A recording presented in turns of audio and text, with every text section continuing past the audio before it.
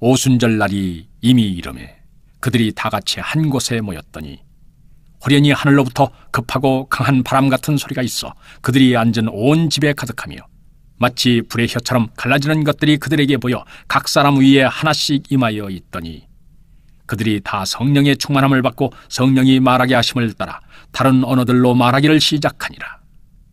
그때 경건한 유대인들이 천하 각국으로부터 와서 예루살렘에 머물러 있더니 이 소리가 나매 큰 무리가 모여 각각 자기의 방언으로 제자들이 말한 것을 듣고 소동하여 다 놀라 신기하게 여겨 이르되, 보라, 이 말하는 사람들이 다 갈릴리 사람이 아니냐? 우리가 우리 각 사람이 난 곳 방언으로 듣게 되는 것이 어찌 됨이냐? 우리는 바데인과 메데인과 엘람인과 또 메소보다미아, 유대와 갑바도기아, 본도와 아시아, 부르기아와 밤빌리아, 애굽과 및 구레네에 가까운 리비아 여러 지방에 사는 사람들과 로마로부터 온 나그네 곧 유대인과 유대교에 들어온 사람들과 그레데인과 아라비아인들이라. 우리가 다 우리의 각 언어로 하나님의 큰 일을 말함을 듣는도다 하고 다 놀라며 당황하여 서로 이르되, 이 어찌된 일이냐 하며 또 어떤 이들은 조롱하여 이르되 그들이 세술에 취하였다 하더라. 부활하신 후 승천하시면서 제자들에게 성령을 기다리라고 하셨던 예수님의 말씀대로 약 120명의 제자들이 한 곳에 모여 있었습니다. 아마 모두들 기도하며 성령을 기다렸을 것입니다. 그리고 2절의 말씀대로 하늘로부터 급하고 강한 바람 같은 소리와 함께 각 사람 위에 성령이 하나씩 임하였습니다. 예수님께서 보내시겠다고 약속하신 성령이 임한 사건이죠. 그렇게 그들이 성령의 충만함을 받자 그들은 성령이 말하게 하심을 따라 다른 언어로 말을 하기 시작했습니다. 이것이 방언인데요. 당시 오순절이라고 하는 큰 명절 기간이었기 때문에 천하 각국으로 흩어져 있었던 사람들이 예루살렘에 모였고 또 예루살렘에 머물러 있었습니다. 그런데 성령을 받은 이들이 갑자기 외국어로 말을 하게 된 것입니다. 방언이라고 하는 것은 우리가 흔하게 보는 무슨 뜻인지 알 수 없는 소리로 하는 이 방언 기도만 있는 것은 아닙니다. 한 번도 배워보지 않은 외국어를 구사하는 외국어 방언도 있습니다. 사도행전 2장의 방언이 바로 그 외국어 방언입니다. 그렇다면 이 성령 임재 사건에서 왜 외국어 방언이 나타났고 그 외국어 방언이 나타났다고 하는 것이 무슨 의미를 우리에게 전해주고 있는 것일까? 이것을 한번 살펴볼 필요가 있습니다. 첫 번째는 바벨탑의 저주가 예수님의 부활과 성령의 임재로 사라졌다는 것을 말하고 있습니다. 바벨탑은 인간의 죄와 욕망의 산물이죠. 그 바벨탑 사건으로 인해서 인간의 언어가 혼잡하게 되는 하나님의 심판이 내려졌습니다. 그래서 서로 소통할 수 없게 되었고 자연스럽게 흩어지게 되었습니다.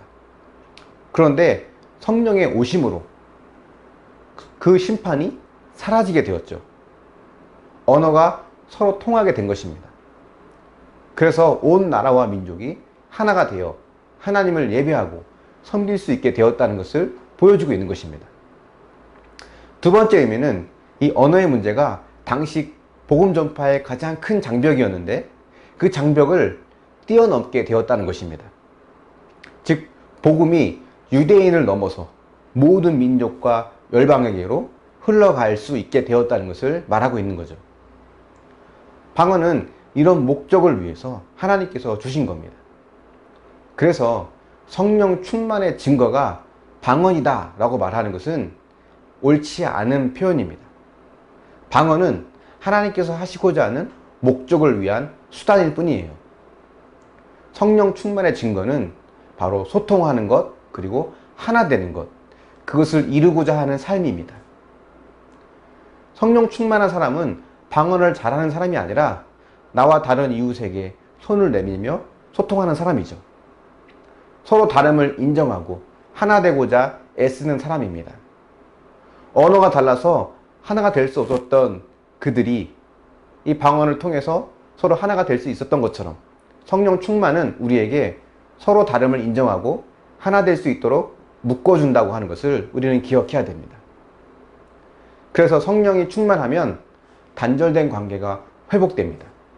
쌓였던 오해가 해소되고 나와 다른 자들을 포용하고 이해할 수 있게 됩니다. 성령을 받았다고 하고 은사를 받았다고 하면서 이기적이고 소통하려 하지 않고 폐쇄적이라면 그것은 아주 크게 잘못된 것입니다. 성령 충만의 열매는 이렇게 내부적으로도 공동체 안에서 하나됨을 이루고 또 밖으로는 하나됨을 향해 나아가는 겁니다. 하지만 오늘날 많은 교회들과 성도들이 성령 충만을 위해 기도하고 성령 충만했다고는 하지만 그것이 곧 은사를 받기 위함이라고 생각하는 것 같습니다. 물론 방언이라든가 다른 성령의 은사들을 터부시하는 게 아닙니다. 다 중요합니다. 하지만 그 자체가 목적이 될 때 그것은 진정한 의미의 성령 충만이 아니에요. 우리가 성령 충만해짐으로 인해서 분열이 있는 곳이 하나가 되고 미움이 있는 곳에 사랑과 용서가 많아져야 합니다. 오순절의 성령 충만은 바로 그러한 성령 충만의 첫 출발을 알리는 것입니다.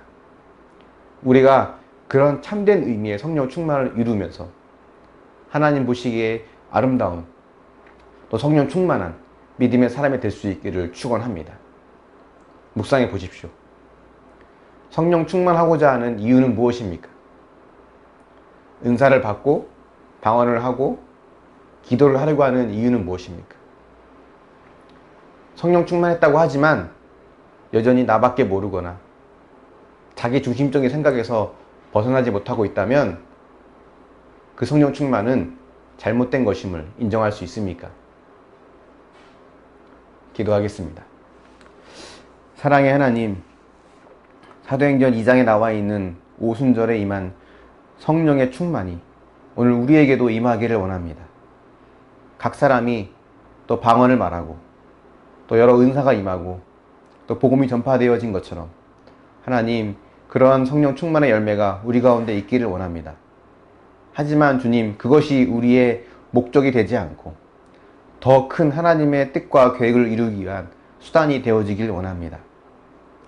언어가 통하지 않았던 당시에 외국어 방언을 통해서 언어가 통하고 소통되었던 것처럼 성령 충만은 나와 다른 자들에게 손을 내밀고 그들과 소통하며 그들과 하나가 되어가는 그 열매가 있다는 것을 우리가 믿습니다. 그러한 열매로 살아가게 하여 주시고 진정한 의미의 성령 충만을 이룰 수 있도록 인도하여 주시옵소서. 감사드리며 예수님의 이름으로 기도합니다. 아멘.